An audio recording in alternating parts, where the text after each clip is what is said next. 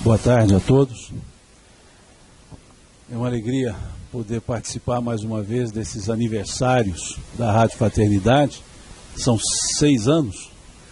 Isso dá mais ou menos 2.200 dias, mais ou menos, né? 2.190. Eu fiz o primeiro, então, muito bom. Isso são quase 72 mil horas no ar.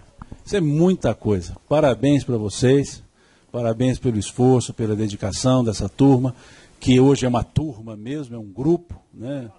É Falange já. Então, Falange do Bem, né? Essa rádio da emissora do bem na internet. Então, parabéns a vocês pelos 6 anos. Muito obrigado por nos permitir estar com vocês em mais um aniversário. E a proposta para conversarmos hoje é 1h30 só, por isso eu trouxe só 3 livros para conversarmos. Eu creio que nós conseguiremos alongar um pouco nesse assunto. E é a ideia de Jesus e a transição planetária, mas na ótica dos que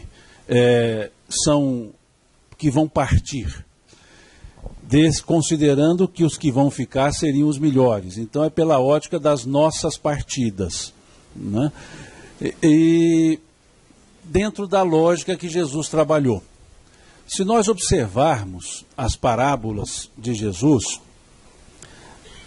em especial as parábolas do reino, elas trazem um aspecto escatológico. Jesus trabalha com certas escatologias. Ele trabalha com julgamentos, com períodos, com momentos. Se nós observarmos, por exemplo, a parábola da rede, em que diz que foram ao mar e jogaram as redes, e pescaram peixes grandes e pequenos, e voltaram à praia e separaram os peixes, levando os grandes ao mercado e jogando os pequenos fora. Então nós vemos que é um processo de seleção, um processo escatológico. Se olharmos a parábola do joio e do trigo, traz a mesma lógica, em que há uma semeadura do trigo, e à noite, vindo o inimigo, semeia o joio, e ambos crescem. E ao crescerem, os servos dizem ao Senhor que o joio estava semeado junto ao trigo, e pergunta ao Senhor: queres tu que arranquemos o joio?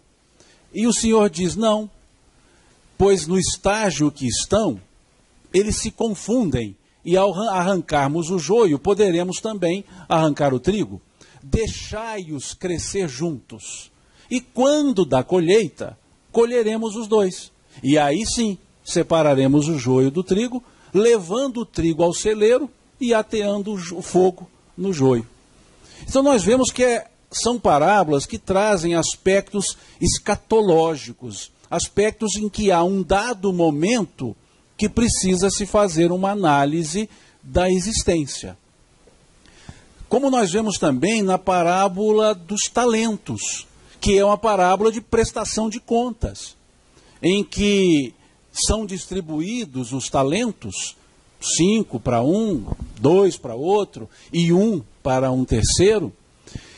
E depois de um bom tempo, esse senhor retorna e vai receber de volta os talentos. E aquele que recebeu 5, devolveu os 5 e mais 5. O que recebeu 2, devolveu os 2 e mais 2. E o que recebeu 1, devolveu o 1 recebido. Alegando o temor pela severidade do Senhor, ele ficou com medo de granjear e perder. E por isso ele enterrou o talento e devolveu na forma que recebeu. E o Senhor foi agradecido para com os 2 e foi, de certa forma, severo para com esse 1, dizendo a ele que se ele sabia que ele, o Senhor, colhia onde não plantava, ajuntava onde não espalhava, ele deveria pelo menos ter aplicado aquele talento para devolver ao Senhor o seu valor original acrescido dos juros, pelo menos. É uma parábola de prestação de contas. Por quê? Porque o critério utilizado pelo Senhor para distribuir os talentos foi o critério da capacidade de cada um. Porque diz o texto, e o Senhor deu a cada um segundo a sua capacidade. Então ele não pediria 5 de quem recebeu 2. Mas também não pediria 2 de quem recebeu 1. Ele queria 5 de quem recebeu 5, 2 de quem recebeu 2 e 1 de quem recebeu 1. Porque essa era a capacidade de cada um. Então, é um momento da prestação de contas. Dentro da capacidade de cada um. Não dentro da vontade de quem pede a prestação de contas. Não dentro do que os outros solicitam. Mas o que se é medido é a capacidade.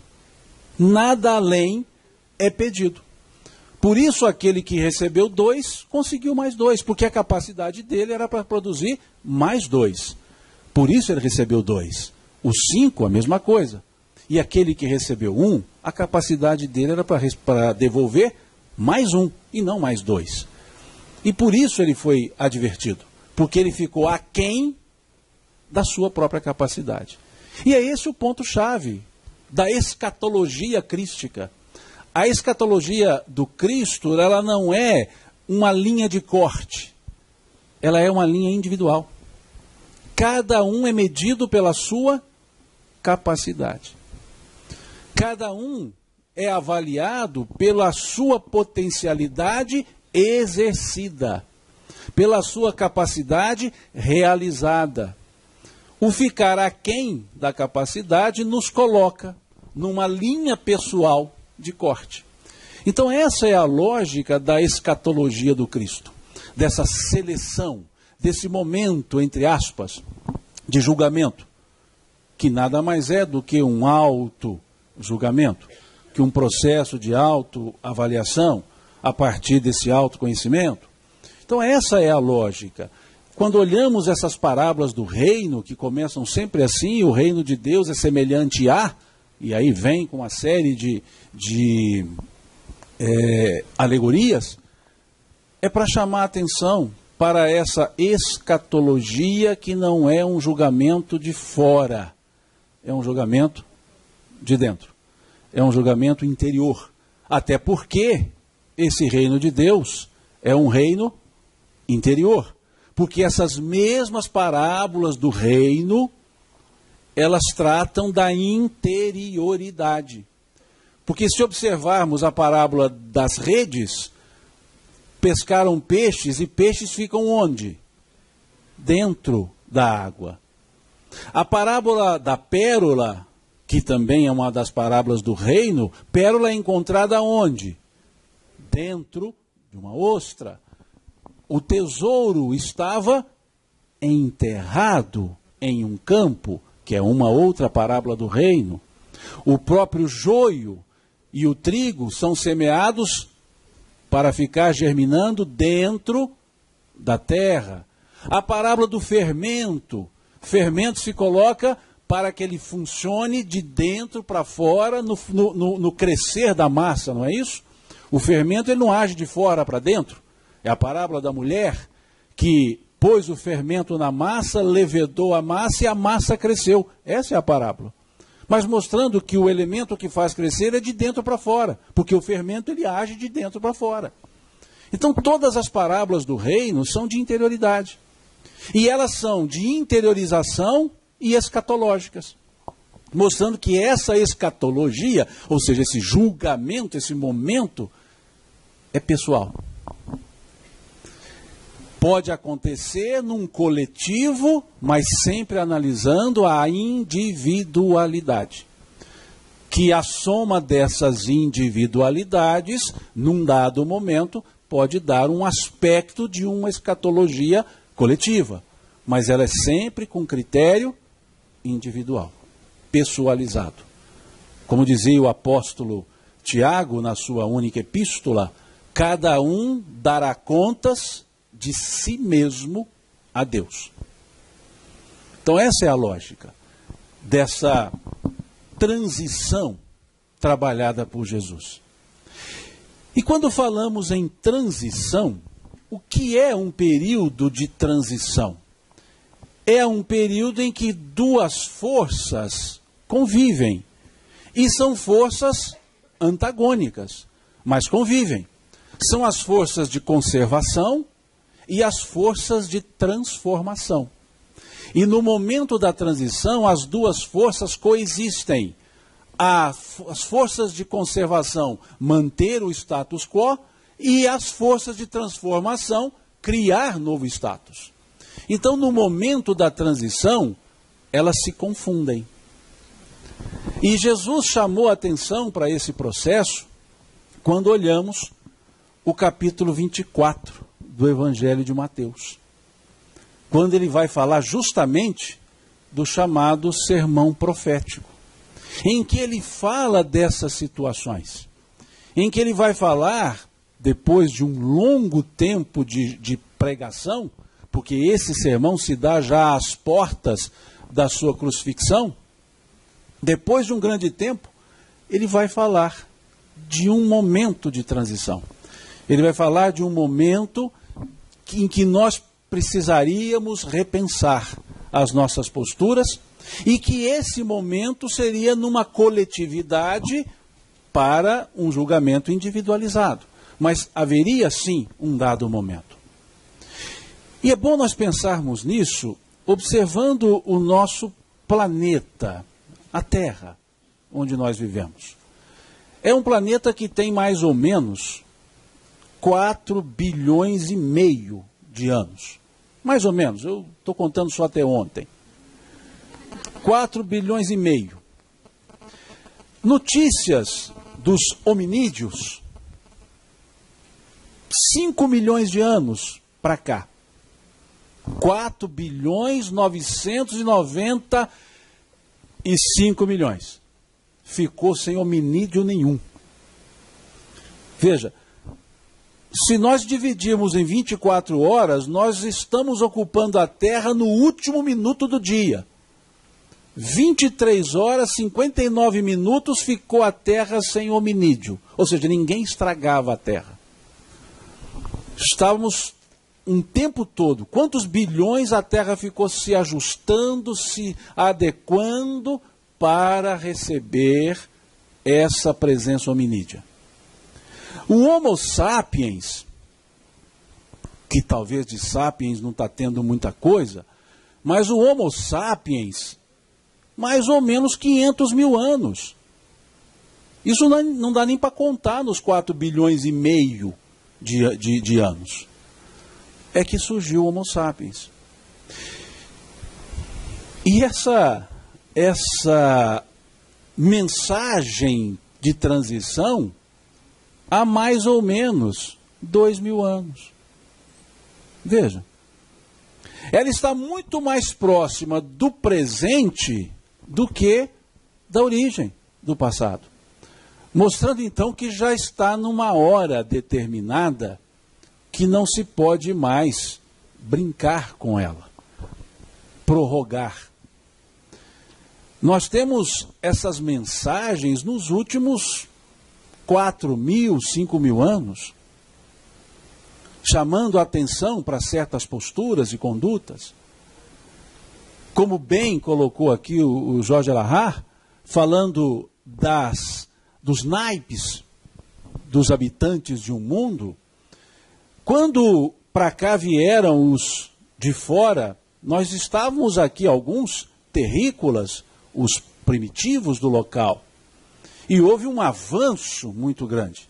Por isso é que, mais recentemente, se avança muito mais rapidamente do que no passado, porque há outros pensamentos, outras forças que chegaram. E é justamente essas forças que chegaram que deram esse impulso para que, de 4 bilhões e meio, os últimos 5.000 anos tenha sido de grande progresso.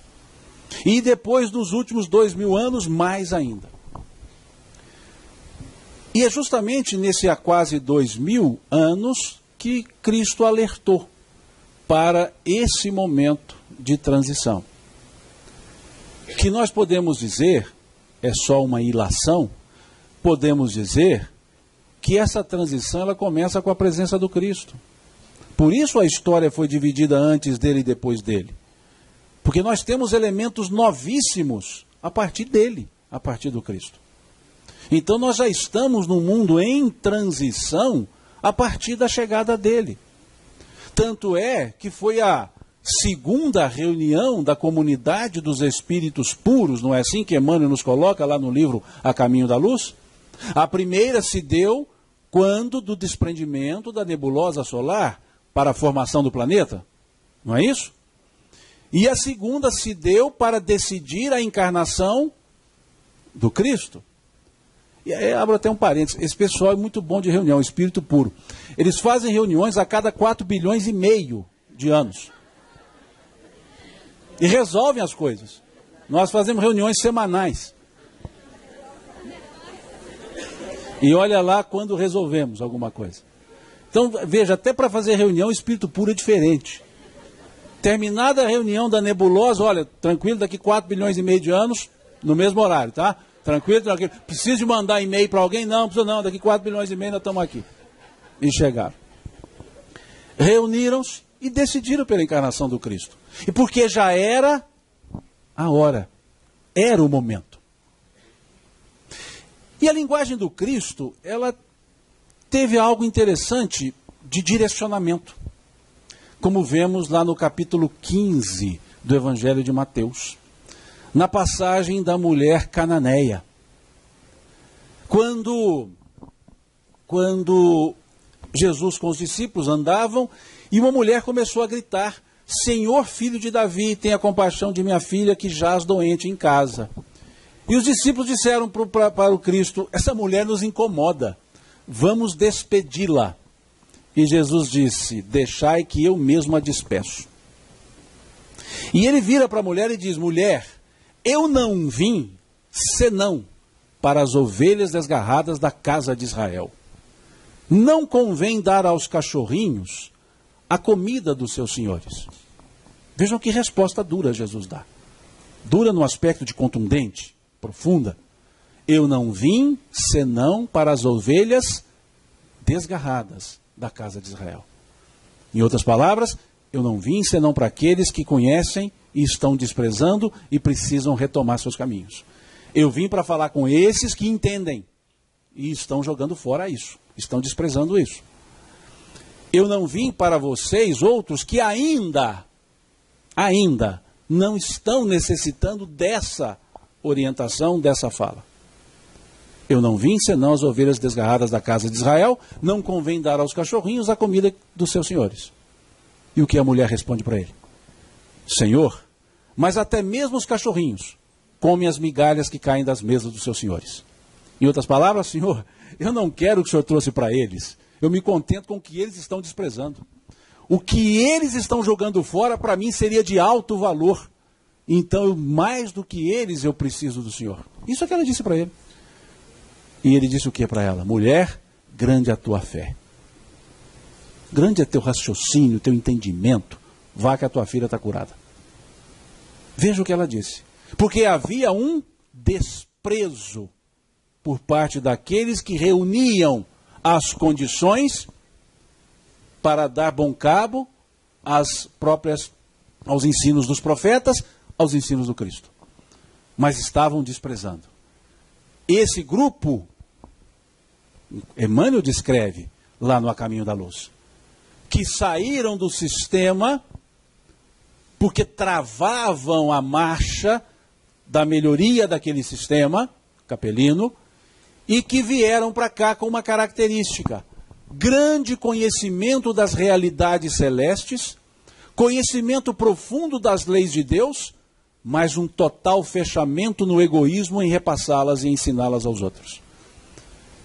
Isso é que fez com que eles fossem retirados do sistema e viessem para cá. E aqui chegaram e, mais uma vez, se fecharam. As ovelhas desgarradas da casa de Israel. Mas essa mulher mostrou que mesmo as que não eram ovelhas desgarradas, mas ovelhas, tinham condições também de crescer e de aprender.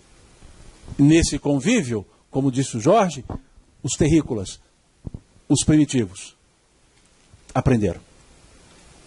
Jesus chamou atenção para isso.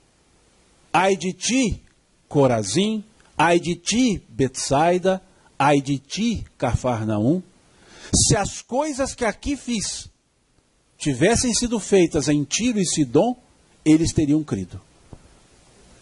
O que é Corazim? O que é Betsaida? O que é Cafarnaum? Se não cidades hebreias da Galileia, daqueles que eram ovelhas desgarradas, daqueles que conheciam a lei. E o que são Tiro e Sidom? Duas cidades da Fenícia, povos gentílicos, que não conheciam nada dessas leis. Eram até chamados, junto com cananeus e outros, povos menores. E o que Jesus diz? Se lá em Tiro eu tivesse feito o que eu fiz aqui, eles de lá teriam crido. E os de cá não creem. E os de cá não dão valor. Vejam. Mostrando por que aquele povo era importante, mas por que pelo seu orgulho, seu egoísmo, foram degradados. E é isso que marca a partida. É quando essas forças de conservação querem se impor às forças de transformação. E não permitem o progresso. E não permitem a evolução. E travam a marcha. E aí são convidados a não mais continuarem marchando com aqueles outros abertos a essas forças de transformação. E é isso que Jesus chamou a atenção quando ele relata, ele diz, e Mateus grafa, no seu capítulo 24. É um capítulo pequeno, são 3 páginas só, com letrinhas pequenas. Pelo que está aqui, deve ser tamanho 6. Esse meu evangelho é bem antiguinho. Vejam. Nós vamos salpicar. Disse Jesus: acautelai-vos que ninguém vos engane. Porque muitos virão em meu nome, dizendo, eu sou o Cristo, e enganarão a muitos. E ouvireis de guerras, e de rumores de guerras. Olhai, não vos assusteis, porque é mister que tudo isso aconteça, mas ainda não é o fim. Depois ele continua. Porque se levantarão nações contra nações, reinos contra reinos, haverá fomes em vários lugares. Mas todas essas coisas são o princípio das dores. Então vos hão de entregar e serdes atormentados, matar-vos-ão, e sereis odiados de todas as gentes por causa do meu nome. Nesse tempo, muitos serão escandalizados, trair-se-ão uns aos outros, e uns aos outros se aborrecerão. Surgirão muitos falsos profetas, e enganarão a muitos. E por se multiplicar a iniquidade, o amor de muitos esfriará. Mas aquele que perseverar até o fim, será salvo. E este evangelho do reino será pregado em todo o mundo, em testemunho de todas as gentes. E então virá o fim. Vejam esse sermão profético, que coisa interessante. Ele fala de elementos, de cataclismos. Ele fala de intempéries. Ele fala de atitudes pessoais. E diz, depois disso tudo, que não é o fim. Depois ele fala de perseverança, de uma individualidade. Aquele que perseverar até o fim será salvo. E no final ele diz: quando este evangelho do reino estiver espalhado sobre toda a terra, então será o fim. O fim não se deu e não se dá e não se dará com elementos materiais, cataclismos ou quaisquer que sejam. O fim se dá aqui numa forma de mudança de comportamento. Quando este evangelho do reino estiver espalhado sobre toda a terra, aí chegará o fim.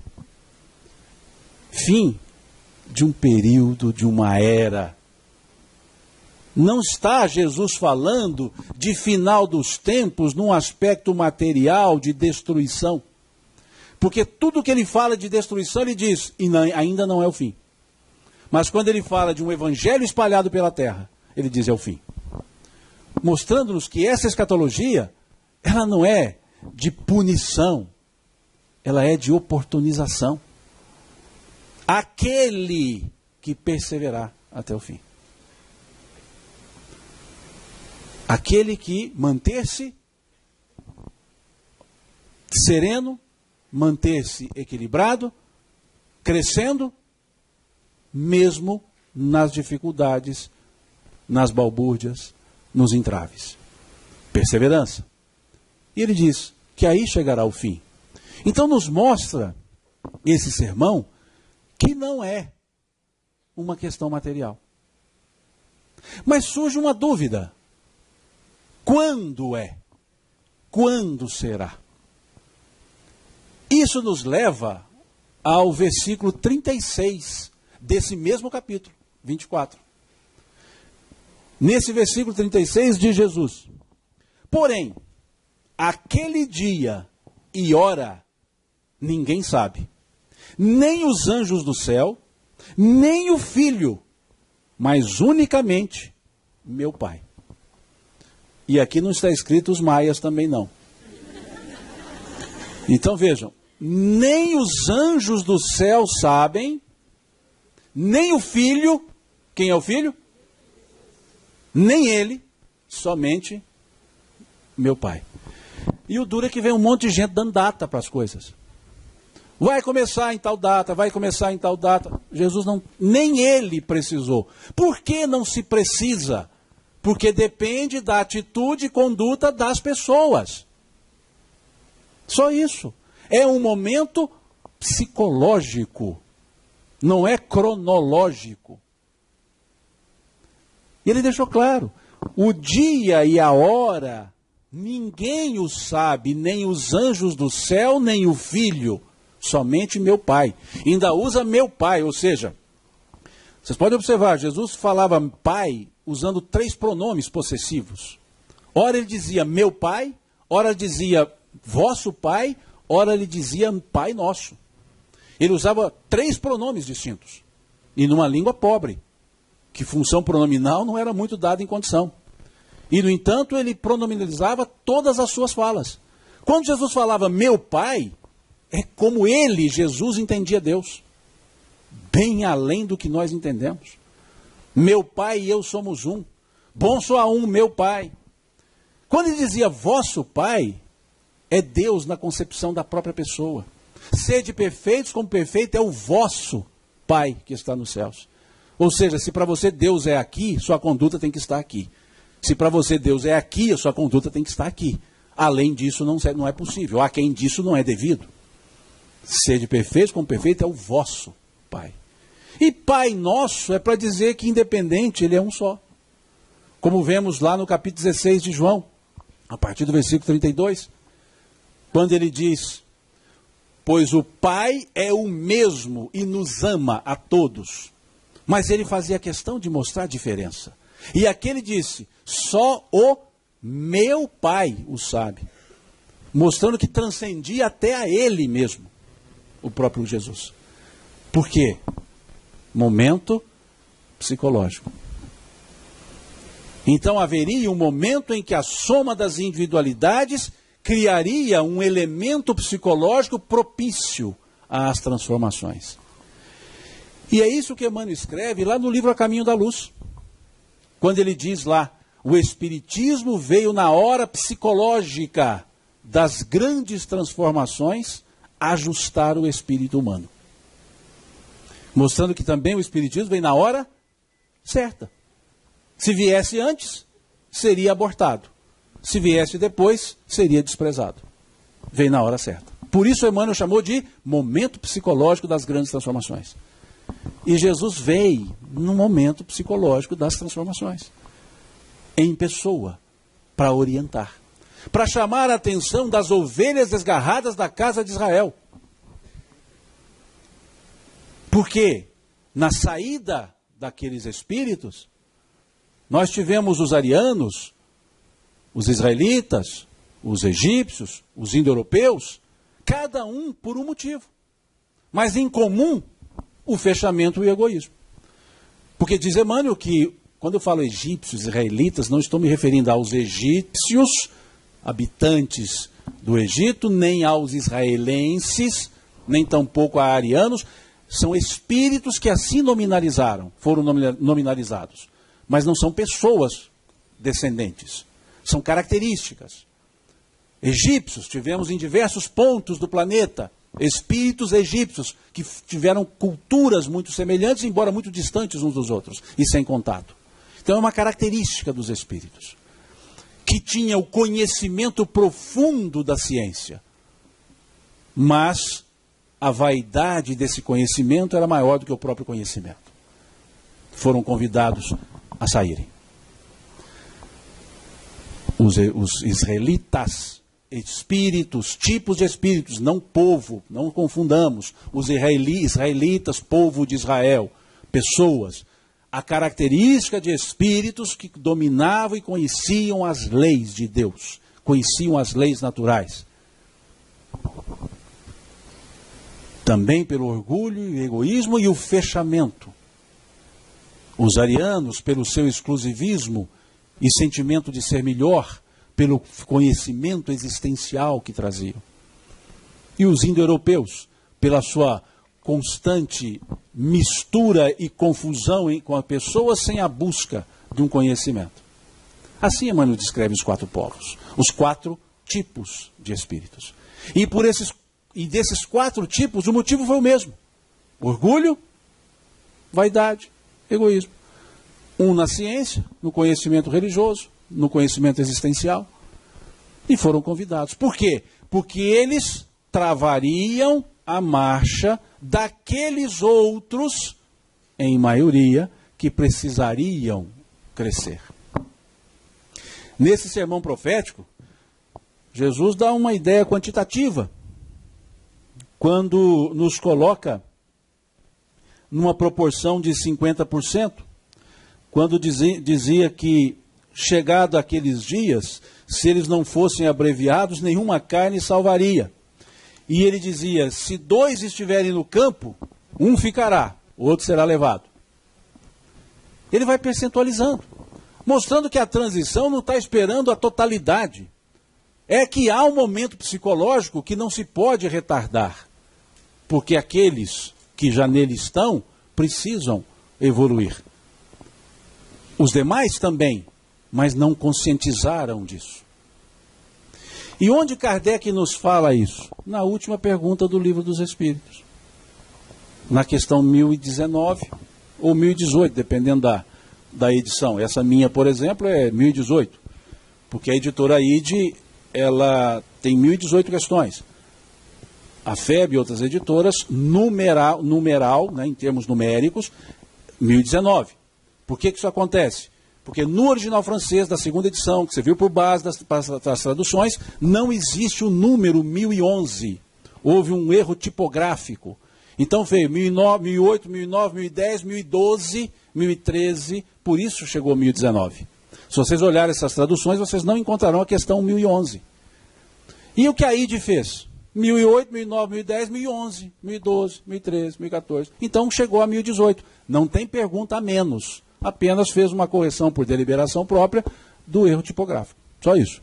Então vai depender, por isso eu falo a última questão do Livro dos Espíritos, que pergunta justamente se o reino do bem terá lugar sobre a terra um dia. E aí já está falando sobre a terra, nós aqui. Jamais o reino do bem poderá ter lugar sobre a terra? É a pergunta. E os Espíritos respondem: o bem reinará sobre a terra quando entre os espíritos que vêm habitá-la, os bons vencerem sobre os maus. Então farão nela reinar o amor e a justiça, que são a fonte do bem e da felicidade. É pelo progresso moral pela prática das leis de Deus, que o homem atrairá sobre a terra os bons espíritos e dela afastará os maus. Mas os maus não a deixarão, senão quando dela forem banidos o orgulho e o egoísmo. E quando se bane o orgulho e o egoísmo? Quando se banem os orgulhosos e os egoístas. Então o processo não é, vai chegar o orgulho e o egoísmo. Não, isso é abstrato.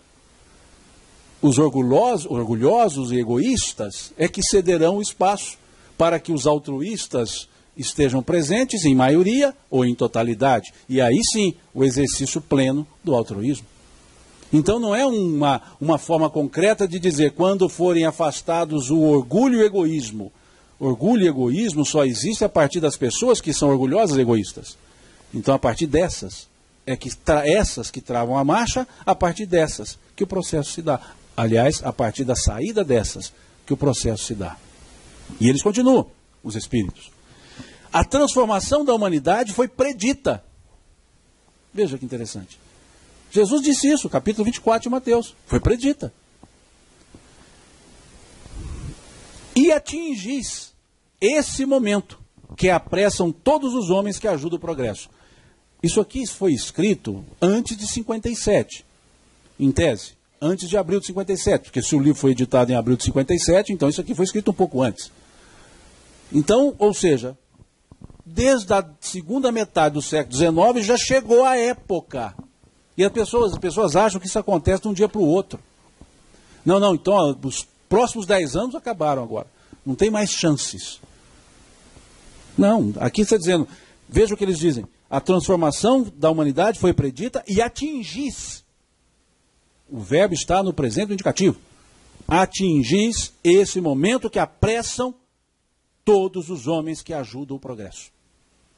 Há um certo apressamento nisso. O que significa que então existe uma boa percentagem de pessoas encarnadas, espíritos na psicosfera, já em condições de dar o espaço, de dar o passo no processo de evolução, de crescimento, numa forma regeneradora que seja. E depois, aqui os Espíritos explicam como se dá essa transformação. Aqui é interessante. Aliás, toda a questão é interessante. Essa transformação, vejam, ela se cumprirá pela encarnação de espíritos melhores, que constituirão sobre a Terra uma nova geração.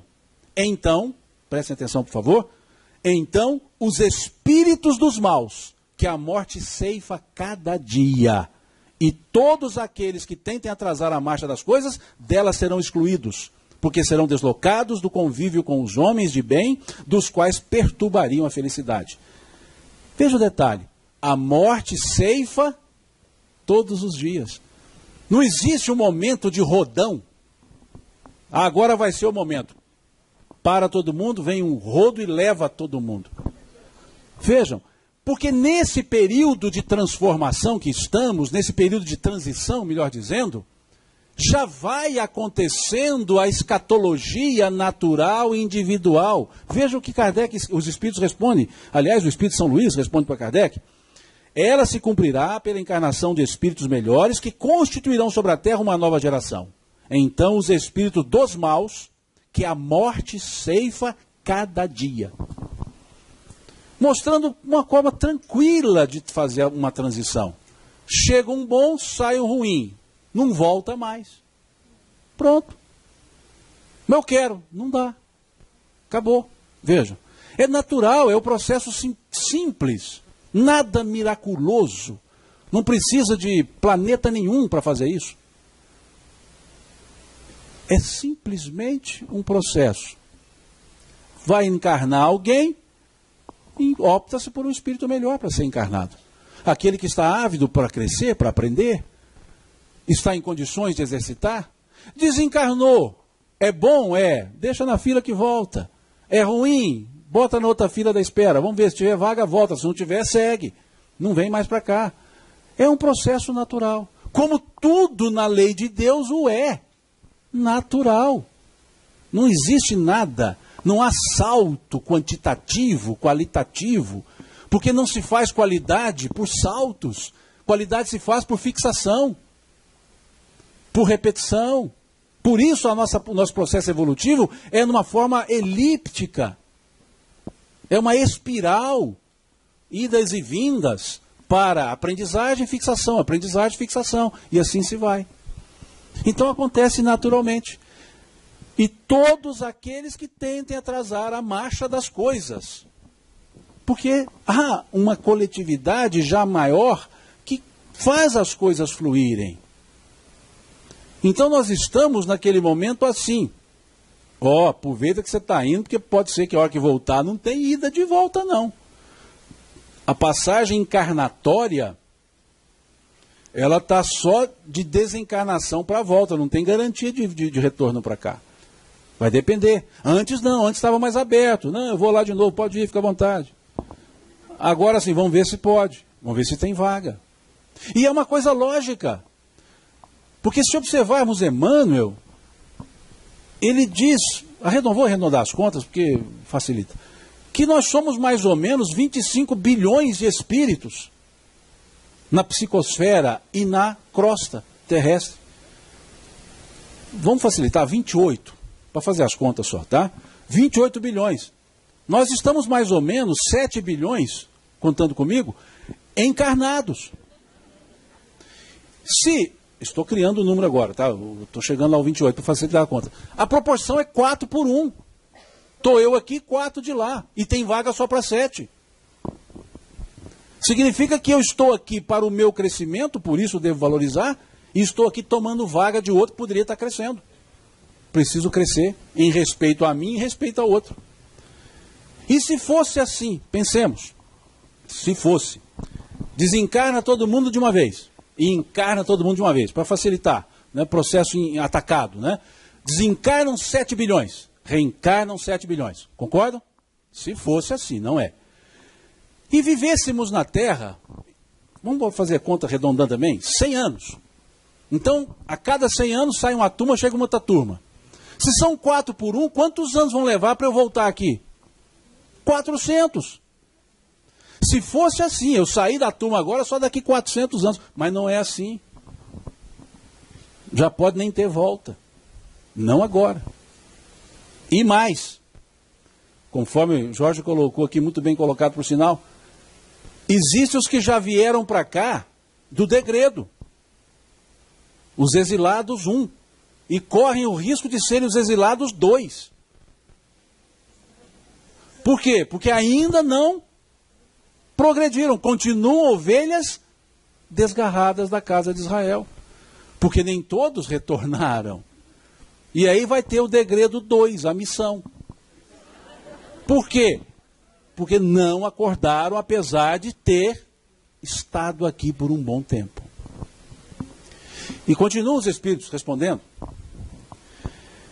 Eles, os maus, eles irão para mundos novos, menos avançados, cumprir missões penosas, por isso o degredo 2, a missão. Missões penosas, onde poderão trabalhar para o seu próprio adiantamento, ao mesmo tempo que trabalharão para o adiantamento dos seus irmãos ainda mais atrasados. Quando chegaram por aqui os menos evoluídos ou os mais atrasados, estávamos aqui, ou os menos evoluídos daqui, os mais evoluídos daqui, que eram os mais atrasados de lá. Dá para entender uma fala de Jesus. Não estou colocando no mesmo caso, não é isso, tá? Esse personagem não foi degradado não, mas só para a gente entender essa lógica. Quando Jesus falou de João Batista, como é que ele disse? Não, dos nascidos de mulher que aqui estiveram, ninguém foi maior do que João, mas o menor no reino dos céus é maior do que João. É só para a gente ter ideia, eu estou falando de João Batista ainda, que não tem nada de degradado.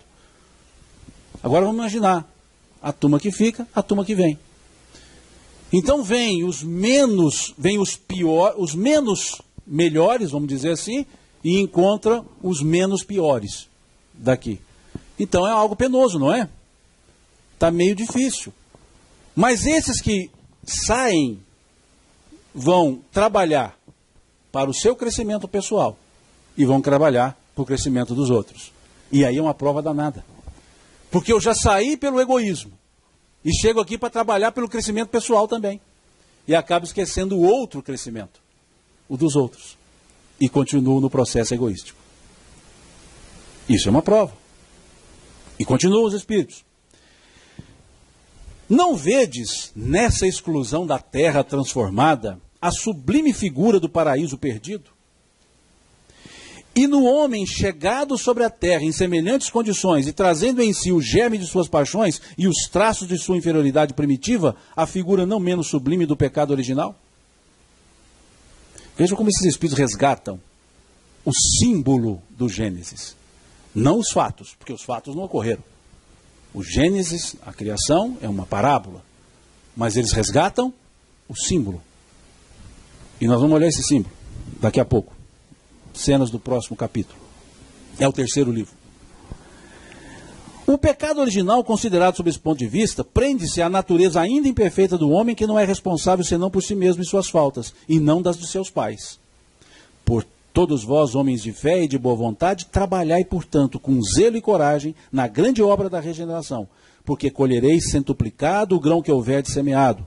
Infelizes aqueles que fecham os olhos à luz, porque se preparam para longos séculos de trevas e decepções. Infelizes dos que colocam todas as suas alegrias nos bens deste mundo, porque sofrerão mais privações do que tiveram de prazeres. E infelizes, sobretudo, os egoístas, porque não encontrarão ninguém para os ajudar a carregar o fardo de suas próprias misérias. São Luís. Essa é a resposta da última questão, que trata justamente do quê? Da partida. Do motivo da partida, dos motivos da partida. Dessa escatologia que não é cronológica, é comportamental. E que, numa dada época, que diz aqui São Luís, já chegamos nela, desde lá, essas mortes, essas desencarnações, se assim quiserem, já são processos escatológicos, já são processos de retorno para o mundo espiritual, mas não garantia de retorno para a Terra em outra encarnação, dependendo de cada caso. Então as coisas já vão acontecendo.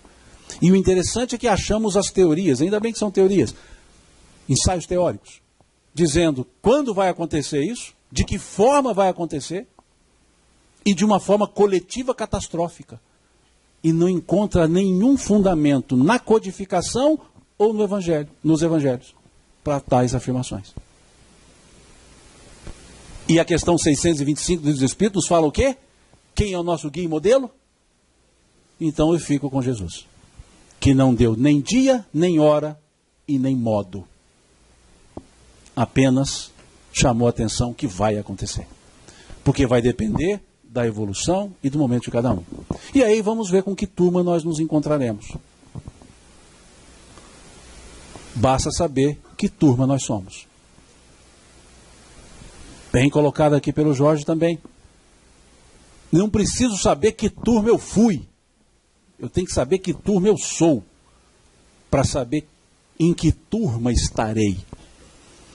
Não interessa quem eu fui, interessa quem eu sou, porque quem eu fui determinou quem eu sou determinará quem eu serei. Então me interessa saber quem eu sou, como estou. Porque o daqui para frente o que se conta? O daqui para trás já se contou, tanto que eu estou aqui. Então essa é a lógica do processo escatológico nos moldes do Cristo. Essa é a lógica. E aqui diz a sublime figura do paraíso perdido. Vamos lá no paraíso perdido. Lá no Gênesis bíblico. Capítulo 1. Que não é o foco da conversa. Mas como é que se deu essa coisa? Ora, a serpente era mais astuta que todas as animarias do campo que o Senhor Deus tinha feito. E esta disse à mulher, é assim que Deus disse, não? Comereis de toda a árvore do jardim? E disse a mulher à serpente, do fruto das árvores do jardim comeremos, mas do fruto da árvore que está no centro do jardim, disse Deus, não comereis dele, nem nele tocareis, para que não morrais. E então a serpente disse à mulher, certamente não morrereis, porque sabe Deus que no dia em que vós comerdes, se abrirão vossos olhos e sereis como ele, sabendo o bem e o mal. Olha o que a serpente diz para para a senhorita. E vendo a mulher que aquela árvore era boa para se comer e agradável aos olhos, você vê que esse negócio de mulher olhar as coisas primeiro já está lá com Eva, né? Tem que olhar primeiro, tem que ser agradável aos olhos, né? Por isso a dificuldade de escolher roupa, porque é no olhar primeiro, né? Mulher só escolhe bem quando tem uma só para escolher. Se tiver mais de uma peça para escolher, não consegue escolher. Porque aquela escolher não é o que ela queria. Porque os olhos. E também deu ao seu marido, e ele comeu com ela. Então foram abertos os olhos, e ambos, e conheceram que estavam nus, e coseram folhas de figueira, e fizeram para si aventais. Porque antes disso eles não se viam nus. Veja o que nos fala aqui o versículo 25 do capítulo 2. E ambos estavam nus, o homem e a sua mulher, e não se envergonhavam. Aqui se fala de dois momentos. Um momento sem uma consciência existencial, um momento com consciência existencial. E é interessante observar essa parte, porque nós vemos três figuras nessa parte. Nós vemos uma serpente, que até então não era serpente, porque ela não rastejava, começou a rastejar depois, porque foi uma punição, rastejará com o ventre na terra, então antes ela não andava com o ventre na terra, então ela andava em pé, porque é uma parábola, existe o chamado absurdo plausível em toda a parábola, então é válido, e havia uma mulher, a Eva, e um homem, em tese, Adão.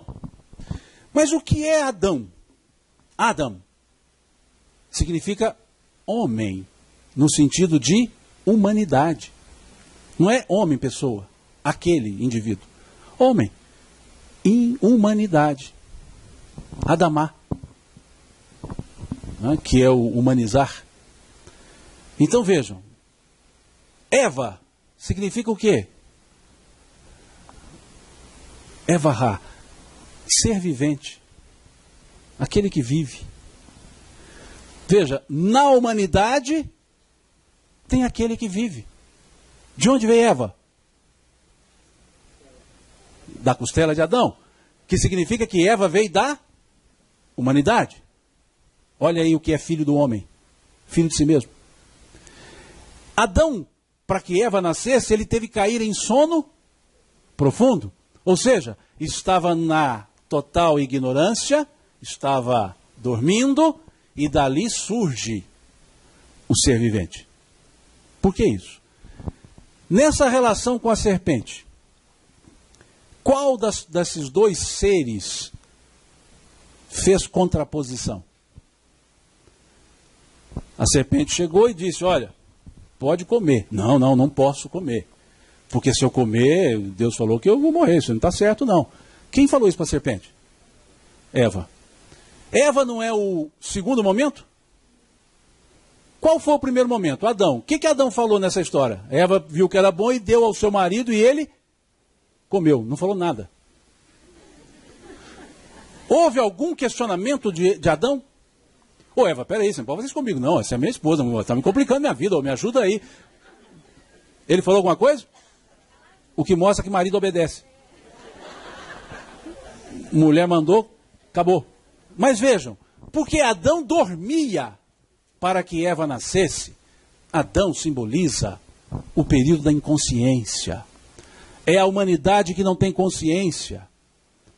Eva já é o momento que se deu o passo e que já há um conhecimento do que se deve e não se deve. Por isso, responsabilizações. Por isso, uma força maior se coloca. Por isso, esse momento é delicado, é simbólico ao extremo. Porque não se dá uma expulsão na ignorância de Adão. Se dá por uma transgressão a uma ordem, uma norma sabida. Na figura do ser vivente. Já era um ser que vivia, já não era mais aquele princípio de existência, como vemos na questão 607 do Livro dos Espíritos. E o ser que vive sofre a influência do meio, como vemos na questão 122 do Livro dos Espíritos. É uma beleza quando você junta essas coisas.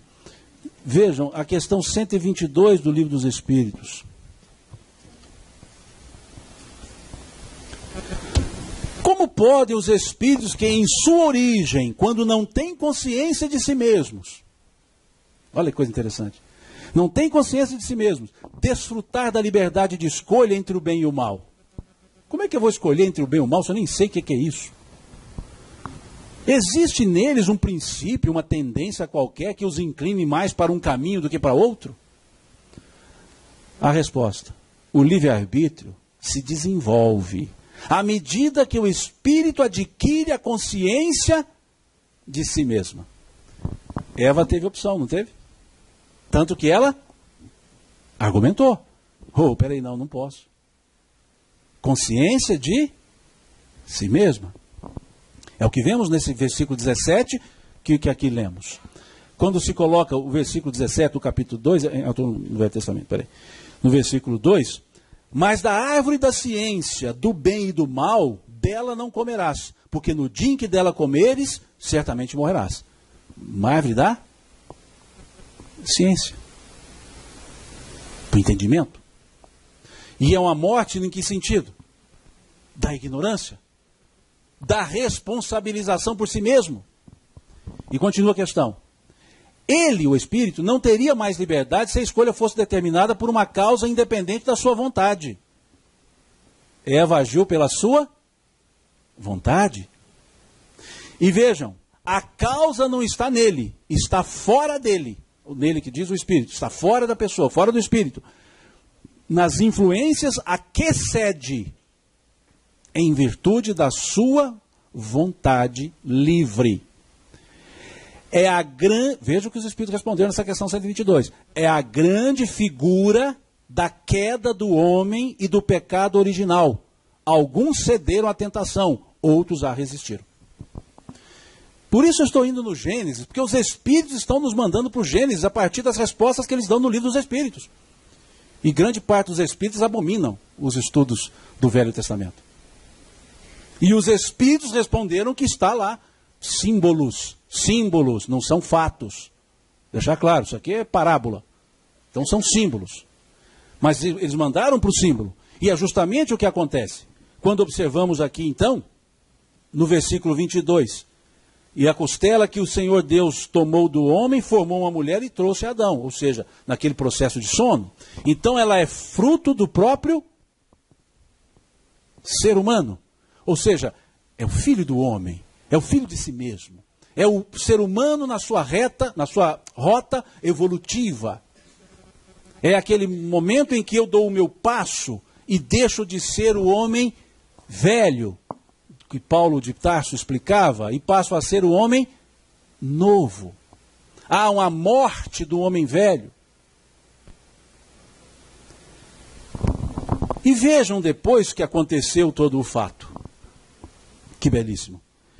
Então foram abertos os olhos de ambos e conheceram que estavam nus, cozeram folhas de figueira e fizeram para si aventais. Eles se conheceram. Ou seja, a partir daquele momento a humanidade não podia dizer mais, eu não sei de nada. Ela sabe. Era um momento de transição. Agora fiz a escolha. Caminho por aqui ou por ali? Como fruto ou não como fruto? Ou seja, desenvolvi o conhecimento. Mas eram duas árvores. Ainda tem a segunda. E ouviram a voz de Deus que passeava pelo jardim pela viração do dia. Veja como é que é símbolo, né? Lógico, é uma parábola. Deus passeando pelo jardim. É uma parábola. E escondeu-se Adão e sua mulher da presença do Senhor Deus entre as árvores do jardim. Como se desse para esconder de Deus. Mas vejam, é parábola, é símbolo. E chamou o Senhor Deus a Adão e disse-lhe, onde estás? Aqui Deus seria onisciente? Não seria onisciente? Então, é parábola. E ele disse, ouvi a tua voz soar no jardim e temi, porque eu estava nu e escondi-me. Adão respondendo. E olha o que Deus responde para ele.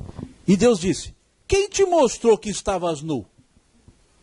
Olha o danado. Danado, como é que você viu que você estava nu, rapaz? Você estava nu desde o dia que você nasceu, agora que você viu que você estava... O que aconteceu? Veja, essa é a pergunta de Deus. O que você andou fazendo? Perceberam? Olha, Adão teve que responder. Não é uma coisa assim, você viu que está nu por causa de... Não. Por quê? Não foi essa a pergunta que Jesus fez ao saduceu? Senhor, qual é o maior dos mandamentos? O que está escrito na lei? Como tu lês? Eu não vou te dizer, você que vai me dizer. É com base no seu entendimento que eu vou dizer o que você tem que fazer. Quem te disse que estava nu? Estavas nu. Aí o próprio Deus já responde, né? Comeste tu da árvore que te ordenei que não comesse? Danado, eu te falei para não fazer. E disse o Senhor, e Adão disse. Aí já mostra o nível evolutivo de cada um. Olha a resposta de Adão. E Adão disse, a mulher que me deste por companheira, ela me deu da árvore e eu comi. Quer dizer, a culpa não é minha, é dela. Vejam. Primeiro momento de transferência de responsabilidade. E aí Deus vira-se para a mulher e diz, por que fizeste isto? E disse a mulher, a serpente me enganou. Olha, passou para outro. Não assumir as responsabilidades. Isso é falta de caráter. Isso é falta de evolução. E aí tem que ser convidado porque vai atrapalhar, não vai? Então eles demonstraram os porquês da expulsão. Por isso, lá na questão 1019, os Espíritos disseram, não vedes nessa migração a alusão à figura do paraíso perdido?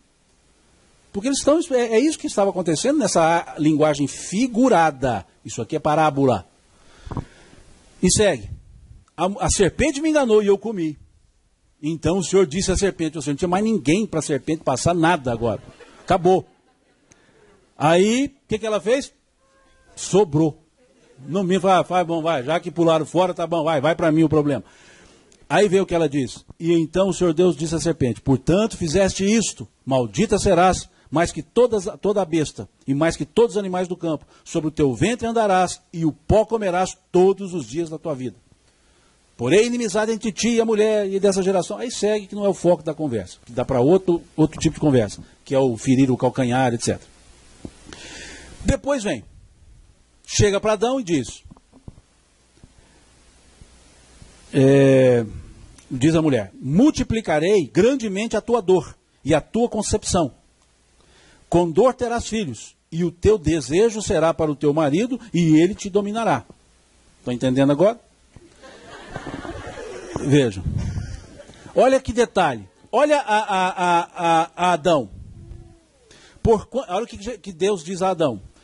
Porquanto deste ouvidos à voz de tua mulher, e comeste da árvore que te ordenei, dizendo, não comerás dela, maldita é a terra por causa de ti. Com dor comerás dela todos os dias da tua vida. A pena aplicada a Adão foi uma, a Eva foi outra. Completamente diferente e muito mais profunda, porque era um momento de consciência completamente diferente.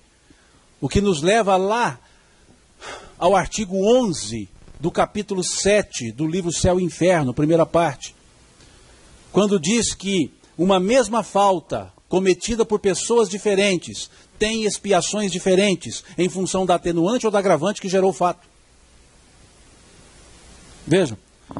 E segue. Do suor do teu rosto comerás o teu pão e etc. Só que tem um detalhe. Essa pena de Adão, que ele tinha que lavrar a terra para comer, na verdade já existia aqui antes. Porque quando Deus criou a terra, ele diz que não havia quem lavrasse a terra. Diz assim, ó, e toda a planta do campo que ainda não estava na terra, e toda a erva do campo que ainda não brotava, porque ainda o Senhor Deus não tinha feito chover sobre a terra, e não havia homem para lavrar a terra. Então esse lavrar a terra era necessidade, não é uma punição. Era agora o seguinte, agora já choveu, já tem todos os elementos, já está na hora de você crescer por você mesmo. Veja o momento evolutivo trabalhado. Porque já foi dito antes que faltava gente para lavrar a terra. Faltava um homem para lavrar. E depois Adão recebe uma pena que é lavrar a terra. Mas é justamente agora já é hora.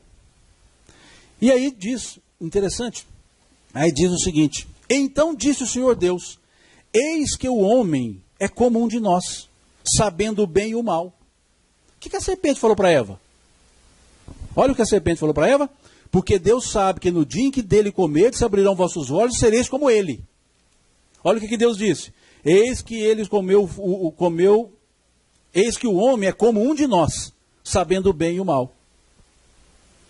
A conversa ali era de consciência. Olha, você vai abrir os olhos, você chegou na hora, não vai ter jeito, daqui para frente é a responsabilidade plena sua. Sabe o que é certo e o que é errado, o bem e o mal. Não houve uma mentira, pode ter havido uma antecipação. E continua: pois, para que, aí diz Deus, pois, para que não estenda a sua mão e tome também da árvore da vida, e coma e viva eternamente, o Senhor Deus, pois, o lançou fora do jardim do Éden, para lavrar a terra de que fora tomado. E havendo lançado fora o homem, pôs querubins no oriente do jardim do Éden, e uma espada inflamada que andava ao redor para guardar o caminho da árvore da vida. A árvore da vida, porque a árvore do conhecimento já havia sido utilizada. A árvore da vida agora já é o entendimento do que é a vida, não é mais o conhecimento. É a conscientização. Essa só depois que voltar para o jardim do Éden, ou seja, essa só na rota evolutiva. É aquele momento em que o homem verá Deus e o compreenderá. Não é assim que os Espíritos respondem? Um dia o homem verá Deus. Quando não mais estiver obscurecido pela matéria, o homem verá Deus e o compreenderá. Esse é o momento da árvore da vida. E esse é no retorno. E essa expulsão que os Espíritos trabalharam aqui na última questão dos Espíritos, também a vemos lá na questão 132. Que fala a pergunta é: qual é a finalidade da encarnação dos Espíritos? Veja a pergunta. Qual é a finalidade da encarnação? Não é reencarnação. Reencarnação é a 167. Qual a finalidade, qual o fim objetivado com a reencarnação? Aqui não é quantidade a questão 132. Qual é a finalidade da encarnação dos Espíritos? Por que que os Espíritos nós precisamos encarnar? Porque é lógica essa questão. Nós somos criados no mundo espiritual, não somos? Fomos, aliás, e somos, continua. Criados no mundo espiritual, questão 84. Deus jamais cessou de criar espíritos. Então vejam, fomos criados no mundo espiritual. Evoluídos ficaremos no plano espiritual. E por que que a rota tem que passar por um plano material? Por que então o desvio de rota? Por que não pode fixar só no espiritual? Essa foi a pergunta que fizeram aos espíritos. Porque Kardec fez: qual é a finalidade da encarnação dos espíritos? E a resposta que os espíritos dão. Vejam o verbo que os espíritos usam para responder essa questão 132 do Livro dos Espíritos. Eu estou lendo demais, gente? Não. Certeza? Mas já está terminando o terceiro livro. Depois tem a conclusão. E basta lembrar que o Livro dos Espíritos tem 12 conclusões. Então a gente tem bastante para concluir ainda. Vejam a 135. A 132. Qual é a finalidade da encarnação dos Espíritos? Deus lhes impõe. Olha o verbo. Deus lhes impõe. Não foi Deus lhes sugere. Vai lá, só. É uma ideia. Quem sabe dá certo. Deus lhes impõe. Onde é que está meu livre-arbítrio? Depois disso. Deus lhes impõe a encarnação. Mas não é só a imposição. Olha a resposta inteira. Deus lhes impõe a encarnação com o objetivo de fazê-los chegar à perfeição. Mostrando então que a encarnação é um caminho natural para o aperfeiçoamento. Então não é porque ele quer. Por que você vai encarnar? Porque eu quero que você encarne? Não. Porque você precisa dela. Ah, então quer dizer que no mundo dos espíritos não evolui? Evolui, questão 230 do Livro dos Espíritos. Né? O espírito cresce em conhecimento, diz a resposta da 330. Mas somente o contato com a matéria lhe permite fixar esse conhecimento. Então evolui-se, em teoria. Vamos lá na questão 230. Não custa nada, está aqui pertinho. O espírito progride no estado errante Errante no sentido da erraticidade. Pode melhorar-se muito, sempre segundo a sua vontade e o seu desejo, mas é na existência corporal que ele põe em prática as novas ideias que adquiriu. Ou seja, tem que ir para a terra de novo, não adianta. Aí vem continua a resposta. Para alguns é uma expiação, para outros é uma missão. Todavia, para alcançarem essa perfeição, devem suportar todas as vicissitudes da existência corporal. Nisso é que está a expiação. A encarnação também tem outro objetivo, que é o de colocar o espírito em condições de cumprir sua parte na obra da criação. Olha como é que se amarra com a questão 1019. Olha como se encaixa com o processo adâmico. Colherás, com suor do teu rosto comerás. Ou seja, a encarnação tem a finalidade de fazer com que o espírito contribua para o seu próprio progresso e contribua com a obra da criação. Então isso é imposição. É aquela mesma imposição que os pais fazemos aos filhos, crianças. Quando acometidos de uma doença, são levados ao médico, diagnosticados, o médico prescreve um medicamento, e esse medicamento é uma injeçãozinha, coisa assim, normal para a criança, que ela olha para aquilo e fala, que bom. E ela então vai tomar aquela injeção, e a criança assim, já com seu livre-arbítrio bem exacerbado, nos 4 anos de idade, e ela diz assim, eu não tomo esse negócio. Criança nossa aqui, mineira, né? Eu não tomo esse trem. E o pai fala, toma. Não tomo, toma, não toma. Ai, tomou. O pai impôs, porque era necessário. Então, encarno, não encarno. Fui. Encarnei. Porque é necessário. Então essa é a lógica. Essa expulsão adâmica é o momento da fixação. É esse sair que não é degredo, no sentido de uma simples expulsão, é um convite, de certa forma, compulsório, para habitações em outros lugares que são propícios ao meu crescimento. Porque nós, os espíritos, somos todos criados simples e ignorantes, não é isso? Questões 115, 114, 115, 116 do Livro dos Espíritos, e 133 também do Livro dos Espíritos, que mostram que somos criados simples e ignorantes, que trazemos o germe para o aperfeiçoamento. E aí nós vamos mais uma vez ao Gênesis bíblico, no versículo 27 do capítulo 1 da parábola do Gênesis, quando diz lá, e Deus criou o homem, homem e mulher os criou, a imagem de Deus os criou. Façamos o homem a nossa imagem e semelhança. Vejam, quer dizer que no Gênesis bíblico diz que nós todos somos a imagem e semelhança do Criador. Então nós somos seres que trazemos a imagem, a semelhança do Criador. Mas, irmão, isso é só a parábola. Não, isso também está no Livro dos Espíritos. O que está na questão número 1 do Livro dos Espíritos? Essa todo mundo sabe de cor. Porque não tem um que não tenha lido pelo menos a primeira questão do Livro dos Espíritos. O que é Deus? Ou que é Deus, melhor dizendo. Que é Deus? Inteligência suprema do universo. Causa primária, todas as coisas. O que é supremo? Se é o máximo, é que tem o mínimo, não tem? Supremo é que está acima, não é isso? Os Espíritos não responderam, Deus é a inteligência única do universo. Responderam isso? Inteligência suprema. Então significa que existem outras inteligências. Porque senão Deus não seria supremo, seria único na inteligência. Concordam?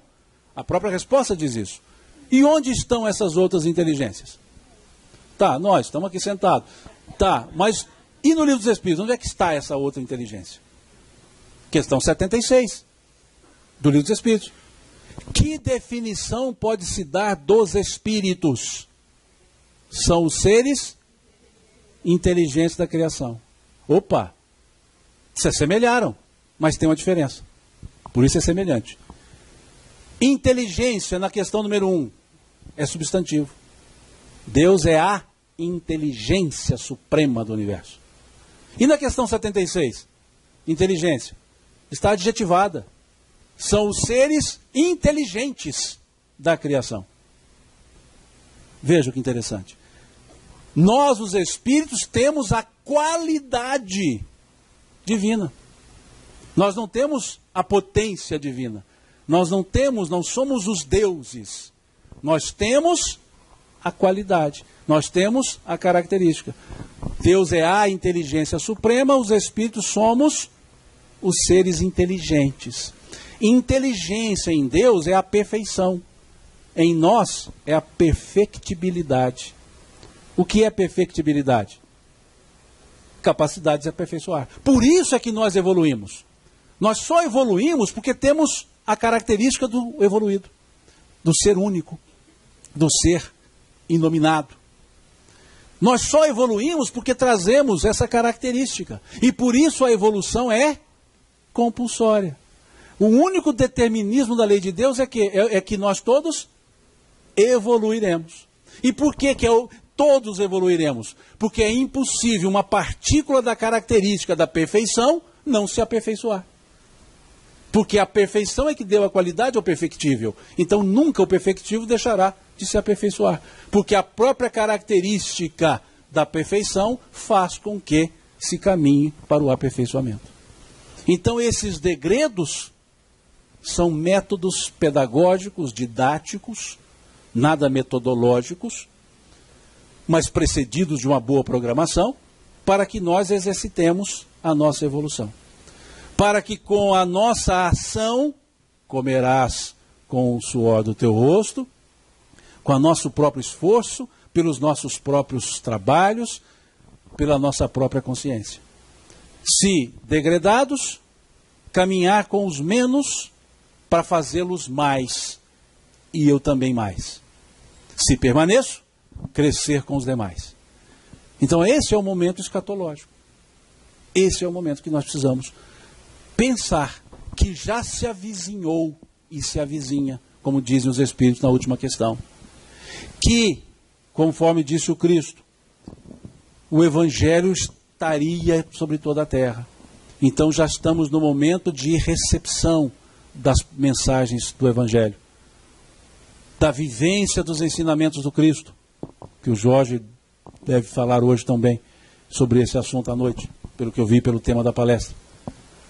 Esse viver, sentir, existir com o Cristo. É esse o processo. Essa é a transição. E há uma letra de música, será que dá para a gente usar lá? Não dá não, né? Deu certo? E a música deu? Então depois vem, só deixa o negocinho lá. Há uma letra de música, para a gente encerrar, que até agora eu não tinha falado em letra de música ainda, né? O pessoal estava assim, nossa, esse cara deu uma regenerada. Mas não dei não.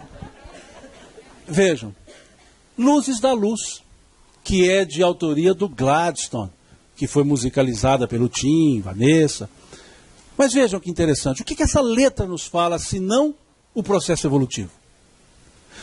Um frêmito da grande luz, e luzes jorraram em profusão. O que é um frêmito? Uma faísca, um raio. Uma faísca da grande luz. Que grande luz é essa? Uma faísca da grande luz e luzes jorraram em profusão. Que luzes são essas? As suas criaturas, nós. Houve tempo na eternidade, espaço na imensidão. Eternidade só é eternidade porque ela é atemporal. Porque se ela tem tempo, ela não é eternidade. Mas aqui no absurdo plausível, muito bem colocado, por que houve tempo na eternidade? Porque está se falando da criação de cada espírito. Cada espírito é um. É como se fosse assim, Simão, vou te criar.